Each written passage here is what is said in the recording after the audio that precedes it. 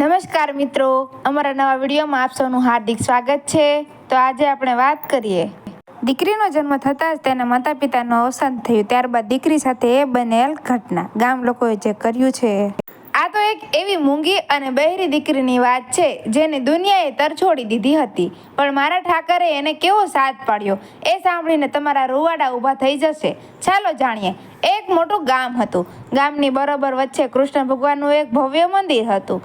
મંદિરમાં રોજ મોટા મોટા શેઠિયાઓ આવે, કોઈ સોનાના દાગીના ચડાવે તો કોઈ લાડુના થાળ ધરે, પણ આજ ગામના છેવાડે એક સાવ તૂટેલી ફૂટેલી ઝૂંપડીમાં એક 8 વર્ષની નાનકડી દીકરી રહે। એનું નામ જીવી। આ જીવી જન્મથી જ મૂંગી અને બહેરી, ન કોઈને બોલાવી શકે ન કોઈનું સાંભળી શકે। મા બાપ તો એ હજી ઘોડિયામાં હતી ત્યારે જ ભગવાનને પ્યારા થઈ ગયા હતા। ગામના લોકો એને અપશુકનિયાળ માનતા। કોઈ સારા કામે જતું હોય ને જો સામે જીવી મળી જાય તો લોકો મોઢું ફેરવી લે, અરે રે આ મૂંગી સામે ક્યાં મળી ગઈ, મારો તો આખો દી બગડ્યો, એવું કહીને એને ધુતકારી કાઢે। બિચારી 8 વર્ષની ફૂલ જેવી દીકરી, એને શું ખબર પડે કે અપશુકન કોને કહેવાય, પણ એને એક વાતની બહુ પાકી ખબર પડતી। રોજ સવારે ઉઠીને સીધી ઠાકરના મંદિરે પહોંચી જાય। કોઈ કહે કે ના કહે, હાથમાં સાવરણી લઈ અને આખું મંદિર અને ઓટલો વાળીને ચોખ્ખો કરી નાખે। બદલામાં કોઈ 2 રોટલી આપે તો ખાઈ લે, બાકી ભૂખી સૂઈ જાય। બસ આખો દી ભગવાનની મૂર્તિ સામે જોઈને મલકાયા કરે, જાણે મારો ઠાકોર એની હારે વાતો ના કરતો હોય। હવે બન્યું એવું કે શિયાળાના દી ચાલુ થયા, કડકડતી ઠંડી પડવા માંડી, પવનના સુસવાટા બોલે। એક દી સવારે મંદિરના પૂજારી સાફ સફાઈ કરતા હતા, પેટીમાંથી ભગવાનના જૂના વાઘા નીકળ્યા। એમાં અચૂક કપડાં થોડા ફાટી ગયેલા અને સાવ જૂના થઈ ગયા હતા। પૂજારીએ અહંકારમાં વિચાર્યું, ભગવાન તે કઈ આવા ફાટેલા લુગડા પહેરતા હશે, આ તો હવે કચરામાં જ નાખવા પડે, અને પૂજારીએ એ ઠાકરના જૂના વાઘા બહાર કચરા પેટીમાં ઘા કરી દીધા। ત્યાં ઓટલો વાળતી જીવે આ જોયું, એ દીકરીનું કાળજું સિરાઈ ગયું। ભલે બોલી નહોતી શકતી, પણ એની આંખોમાંથી આંસુ પડવા માંડ્યા। મારા ઠાકરના કપડાં કચરામાં? એ દોડીને કચરા પેટી પાસે ગઈ। છાની માની કોઈ જુએ નહીં એમ એણે એ ફાટેલા વાઘા ઉપાડી લીધા, કપડાને પોતાની છાતી સરસા સાપી દીધા અને દોડતી દોડતી પોતાની ઝૂંપડીએ ગઈ। એક સોય અને દોરો શોધીને એ નાનકડી દીકરીએ ભગવાનના એ ફાટેલા વાઘા સાંધવાનું ચાલુ કર્યું। એને એમ કે હું મારા હાથે આ કપડાં સાંધીને પાછા મારા ઠાકરને પહેરાવીશ, પણ આ બાજુ મંદિરમાં ભારે અચરજ થવા માંડ્યું। પૂજારી રાત્રે ભગવાનને એકદમ નવા વાઘા પહેરાવે, મંદિરના મોટા દરવાજાને તાળા મારે, પણ સવારે જેવું મંદિર ખોલે ને તો લોકોની આંખો ફાટી જાય। રાત્રે પહેરાવેલા એ મોંઘા અને રેશમી વાઘા ભગવાનના શરીર પર સાવ ફાટેલા અને ચિતરેલ મળે, જાણે કોઈએ હાથેથી ખેંચીને ચીરી નાખ્યા હોય। પહેલેથી પૂજારીને લાગ્યું કે મંદિરમાં ઉંદરડા વધી ગયા છે, એને કપડાં કાપી નાખ્યા હશે, પણ મંદિરમાં તો કોઈ ઉંદરનું નામ નિશાન નહોતું। બીજેથી પાછા નવા કપડાં પહેરાવ્યા તો સવારે પાછા એ કપડાં ફાટેલા। આખા ગામમાં દેકારો બોલી ગયો।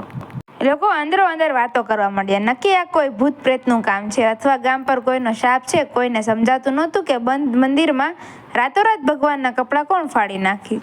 અને બીજી બાજુ પેલી તૂટેલી ઝૂંપડીમાં પેલી મૂંગી અને બહેરી જીવી આખી રાત જાગીને સોય વાગવાની પોતાની હાથમાંથી લોહી નીકળતું હોવા છતાં મલકતા મોઢે કચરામાંથી લીધેલા એ વાઘાને થીગડા મારી રહી હતી। ક્યાંક સોય વાગી ગઈ, લોહીના ટસ્યા ફૂટી ગયા, પણ એ દીકરીના ચહેરા પર તો એવો આનંદ હતો કે જાણે એણે આખું બ્રહ્માંડ જીતી લીધું હોય। એને મનમાં એમ કે મારો કાળિયો ઠાકર આ મારા હાથે સાંધેલા કપડાં પહેરીને કેવો રૂપાળો લાગશે। વાઘા તૈયાર થઈ ગયા હતા। બીજે દી સવારે મંદિરમાં ડખો ઊભો થયો। પૂજારી નવા કપડાં લાવવાનું જ ભૂલી ગયા હતા। સાંજની આરતીનો સમય થવા આવ્યો હતો। ઠાકરની મૂર્તિને નવા વાઘા તો પહેરાવા જ પડે, પણ હવે શું કરવું? પૂજારી ચિંતામાં આટા મારતા હતા। બરોબર એ જ વખતે થીગડા મારેલા પેલા કપડાં હાથમાં પકડીને જીવી મંદિરમાં આવી। એની આંખોમાં ચમક હતી। એને છાનામાના પૂજારી પાસે જઈ અને સાંધેલા કપડાં આપી દીધા, જાણે એની ભાષામાં કહેતી હોય કે લ્યો મહારાજ, મારા ઠાકરને આ કપડાં પહેરાવો। પણ પૂજારીની આંખમાં તો અહંકારનો પડદો પડેલો હતો। એણે જીવીના હાથમાં એ સાંધેલા અને થીગડાવાળા વાઘા જોયા અને એનો મગજ ગયો। અલી અપશુકનિયાળ, પૂજારીએ રાડ પાડી, તારી હિંમત કેમ થઈ આ કચરામાંથી વીણેલા એ મેલા કપડાં મંદિરમાં લાવવાની? તું શું એમ માને છે કે હું આ ચિત્રા મારા ભગવાનને પહેરાવીશ? મારા અહીંથી, એમ કહીને પૂજારીએ જીવીને એવો ધક્કો માર્યો કે બિચારી 8 વર્ષની ફૂલ જેવી દીકરી મંદિરના ઓટલા પરથી નીચે પડી ગઈ।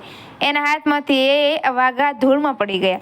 પૂજારીએ એ વાઘાને લાત મારીને મંદિરની બહાર ફગાવી દીધા અને ગુસ્સામાં મંદિરના દરવાજા ધડ દઈને બંધ કરી દીધા। જીવી ધૂળમાં પડેલા એ વાઘા સામે જોતી રહી, રડતી રહી. એ કંઈ બોલી તો શકી નહીં, પણ એનું હૈયું જાણે ઠાકરને કહેતું કે બાપ, મેં તો બહુ પ્રેમથી તારા લુગડા સાંધ્યા હતા, પણ આ તારા મોટા માણસોને મારી ગરીબની ભેટ ક્યાંથી ગમે? ધ્રુજતી ધ્રુજતી જીવી પોતાની તૂટેલી ઝૂંપડીમાં જતી રહી. રાત પડી. ગામમાં ઘોર અંધારું થઈ ગયું. શિયાળાની કડકડતી ઠંડીમાં પવનના સુસવાટા બોલી રહ્યા હતા. આખું ગામ મીઠી ઊંઘમાં સૂતું છે.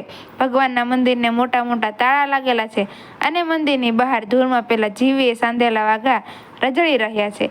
અડધી રાતનો સમય થયો હશે અને અચાનક પવન સાવ થંભી ગયો. મંદિરમાં એક વિચિત્ર સન્નાટો છવાઈ ગયો. કોઈ પણ માણસની અવર જવર નથી. તાળા મારેલા એ જડ બેસેલા દરવાજા પાસે એક દિવ્ય અજવાળું થાય છે અને બંધ દરવાજાની આરપારથી એક અદ્રશ્ય અને તેજસ્વી હાથ બહાર આવે છે. એ અદ્રશ્ય હાથ ધીમેથી ધૂળમાં પડેલા એ થીગડાવાળા વાઘા પાસે જાય છે. મોટા મોટા શેઠિયાઓના સોનાના મુગટનો અસ્વીકાર કરનારો એ હાથ ધૂળમાં પડેલા પેલા ગરીબ દીકરીના સાંધેલા વાઘાને બહુ વહાલથી ઉપાડી લે છે અને પાછો બંધ દરવાજાની અંદર અદ્રશ્ય થઈ જાય છે. સવાર પડી. સૂરજદાદાએ આકાશમાં ડોક્યું કર્યું. પૂજારી નાહી ધોઈને પૂજાનો થાળ લઈને મંદિરે આવ્યો. એમને તો રાતની કોઈ ખબર જ નહોતી કે અંદર શું ખેલ ખેલાયો છે. જેવો એ મંદિરનો દરવાજો ખોલ્યો, એના હાથમાંથી પૂજાનો થાળ હેઠો પડી ગયો. એની આંખો ફાટી ગઈ. સામે ગર્ભગૃહમાં કાળિયા ઠાકરની મૂર્તિ હતી, પણ આ શું? ભગવાને રેશમી વાઘા નહોતા પહેર્યા. એની જગ્યાએ પેલી મૂંગી જીવીએ જે ફાટેલા થીગડા મારીને સાંધ્યા હતા અને જે પૂજારીને ધૂળમાં ફેંકી દીધા હતા, એ જ ધૂળવાળા અને થીગડાવાળા વાઘા મારા નાથે પહેરી લીધા હતા. ઠાકરના હોઠ પર જાણે એક મીઠો મલકાટ હતો. જાણે મૂર્તિ હસીને કહેતી હોય કે પૂજારી, તારા રેશમ કરતા મને મારી દીકરીના પ્રેમનું આ થીગડું વધુ વહાલું છે. પણ પૂજારીની આંખ તો અહંકારનો પાટો બાંધેલો હતો. એને એમ થયું કે કોઈએ રાત્રે મંદિરમાં ઘૂસીને મજાક કરી છે. એનો ગુસ્સો સાતમા આસમાને પહોંચી ગયો. કોણ છે એ પાપી જેને મારા ભગવાનને આવા ગંદા થીગડા પહેરાવ્યા? ક્રોધમાં ને ક્રોધમાં પૂજારીએ મૂર્તિ પાસે જઈને ભગવાનના શરીર પરથી એ જીવીના સાંધેલા કપડાં ચૂંટવી લીધા. મૂર્તિને સાવ ખુલ્લી કરી નાખી. ગુસ્સામાં એણે એ કપડાં બહાર જઈને સળગાવી દીધા અને મૂર્તિને બીજા કપડાં પહેરાવીને મંદિરના દરવાજાને તાળા મારીને ત્યાંથી ચાલ્યો ગયો. કુદરતનો ખેલ જુઓ. એ જ રાત્રે ગામમાં એવી ભયંકર ટાઢ પડી કે જાણે આકાશમાંથી બરફ પડતો હોય. પવનના સુસવાટા બોલાવા માંડ્યા. પશુ પક્ષીઓ પોતાના માળામાં ધ્રુજવા લાગ્યા. મોટા મોટા માણસો પણ બે બે ગોદરા ઓઢીને ઘરમાં ભરાઈ ગયા. પણ પેલી તૂટેલી ઝૂંપડીમાં રહેતી 8 વર્ષની મૂંગી જીવીનું શું? ઝૂંપડીમાં તો ચારે બાજુથી પવન અંદર આવતો હતો. જીવી પાસે ઓઢવા માટે બસ એક જ ફાટેલી કામળી હતી. એ કામળી ઓઢીને એક ખૂણામાં બેઠી હતી. અચાનક એ દીકરીને કંઈક યાદ આવ્યું. પૂજારી બાપાએ તો મારા ઠાકરના કપડાં સળગાવી દીધા હતા. મારા ભગવાનને ઠંડી લાગતી હશે. આટલી ટાઢમાં મારા કાળિયા ઠાકરનું શું થતું હશે? મારો નાથ તો ટાઢથી ધીજી જશે. સાચી ભક્તિ કોને કહેવાય? આ 8 વર્ષની દીકરીને જોઈને શીખવા જેવું છે મિત્રો. પોતે ટાઢથી મરી રહી છે, પણ ચિંતા પોતાના નાથની થાય છે. જીવી તરત ઊભી થઈ પોતાની એ ફાટેલી જૂની કામળી લઈને એ કડકડતી ટાઢમાં ઉઘાડા પગે મંદિર તરફ દોડી. પવન એવો હતો કે શરીરને ચીરી નાખે, પણ એના પગ રોકાયા નહીં. મંદિરના દરવાજા તો તાળા હતા. જીવી એ દરવાજા પાસે ઊભા રહીને 2 હાથ જોડ્યા. એ કંઈક બોલી તો નહીં શકી, પણ પોતાની એકની એક ફાટેલી કામળી અને મંદિરના પગથિયે મૂકી દીધી. જાણે પોતાના નાથને કહેતી હોય, ઠાકર, મારી પાસે તને પહેરાવા બીજા કપડાં તો નથી, પણ આ મારી કામળી તું ઓઢી લેજે અને તને ટાઢ નહીં લાગે. પોતાની કામળી ભગવાનને આપીને સાવ ઉગાડા શરીરે ધ્રુજતી એ દીકરી પાછી પોતાની ઝૂંપડીમાં આવી. જમીન પર ગોળ કુંડાળું વળીને એ સૂઈ ગઈ. એનું આખું શરીર ટાઢથી બરફ જેવું થવા લાગ્યું. એની આંખો ધીમે ધીમે બંધ થવા લાગી. રાત વીતી ગઈ. સવારનો સૂરજ ઉગ્યો, પણ ટાઢ હજી એવી ને એવી જ હતી. આખું ગામ ટાઢમાં ધ્રુજતું બહાર આવ્યું. પૂજારી પણ જાડા કપડાં પહેરીને કાને મફલર બાંધીને અને હાથમાં ચાવીનો જુડો લઈને મંદિરે પહોંચ્યા. ગામના 2-4 મોટા શેઠિયાઓ પણ રોજની જેમ દર્શન કરવા માટે ભેગા થયા હતા. પૂજારીએ જય રણછોડ બોલીને મંદિરના કમળ ખોલ્યા, પણ જેવો દરવાજો ખોલ્યો અને પૂજારીની રાડ ફાટી ગઈ. એના હાથમાંથી ચાવીનો હેઠી પડી ગઈ. શેઠિયાઓની આંખો તો ફાટી જ રહી ગઈ. મંદિરના ગર્ભગૃહમાં એક ભયંકર દ્રશ્ય હતું. મારા કાળિયા ઠાકરની મૂર્તિ પરથી સોનાનો મોટો મુંગટ, ગળાના હીરા જડેલો હાર, કાનના કુંડળ અને ઓઢવાની રેશમી શાલ બધું જ ગાયબ હતું. ભગવાનની મૂર્તિ સાવ ખુલ્લી હતી અને એ મૂર્તિ પર ઓલી મૂંગી જીવીએ રાત્રે કડકડતી ટાઢમાં જે ફાટેલી અને જૂની કામળી પગથિયે મૂકી હતી એ જ કામળી મારા નાથે બહુ વહાલથી ઓઢી લીધી હતી. છોરી મંદિરમાં ચોરી થઈ છે, પૂજારીએ બૂમ કરી મૂકી. આખા ગામમાં દેકારો બોલી ગયો. લોકો દોડતા દોડતા મંદિરે ભેગા થવા માંડ્યા. અરે, બંધ મંદિરમાંથી ભગવાનના દાગીના કોણ લઈ ગયું? આટલા મોટા તાળા તો એવા ને એ છે, તો ચોર અંદર ગયો કેવી રીતે? પૂજારીનો ગુસ્સો સાતમા આસમાનનો હતો. એણે ભગવાનના ખભા પર રહેલી પેલી ફાટેલી કામળી જોઈ. તરત જ એની આંખોમાં લોહી ઉતરી આવ્યો અને મને ખબર છે આ કામ કોનું છે. પૂજારીએ રાડ પાડી, આ કામ પેલી અપશુકનિયાળ જીવીની છે. કાલે એ ફાટેલા વાઘા લઈને આવી હતી ને મેં એને કાઢી મૂકી હતી. એ જ ચોર છે. એણે જ રાત્રે મંદિરમાં ઘૂસીને ભગવાનના સોનાના દાગીના ચોરી લીધા છે અને પોતાની આ કામળી અહીં મૂકતી ગઈ છે. માણસની બુદ્ધિ કેવી ટૂંકી છે. એમને એમ કે એક 8 વર્ષની મૂંગી અને બહેરી દીકરી જેને ખાવાના સાચા છે એ આવા મોટા તાળા તોડીને સોનાના દાગીના ચોરી જાય. પણ ક્રોધમાં માણસને કંઈ દેખાતું નથી. ગામના લોકો ભડકી ઉઠ્યા. એ મૂંગીની આટલી હિંમત! આપણા ભગવાનના દાગીના ચોરી ગઈ. હાલો એની ઝૂંપડીએ. આજે તો એને જીવતી નહીં મૂકવી. આજે એના હાથ પગ તોડી નાખીએ.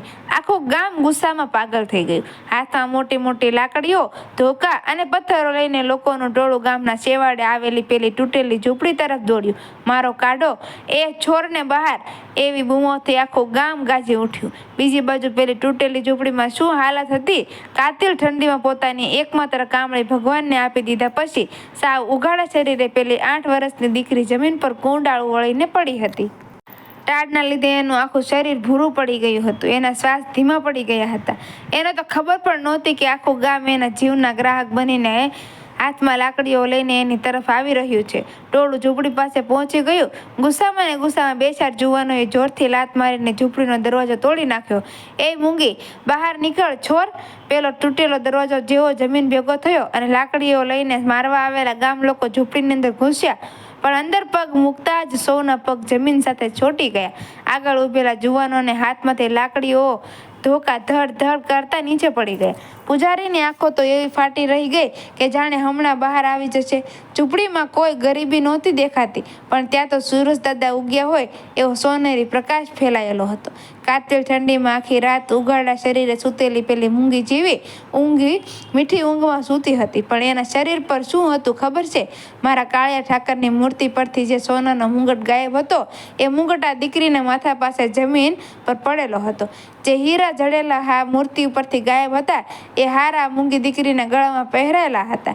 અને સૌથી મોટી વાત, ઠંડીથી બચવા માટે જે કિંમતી શાલ પૂજારીએ ભગવાનને ઓઢાડી હતી એ જ ગરમ રેશમી શાલ મારા નાથે પોતાની આ વહાલી દીકરીને પ્રેમથી ઓઢાડી હતી.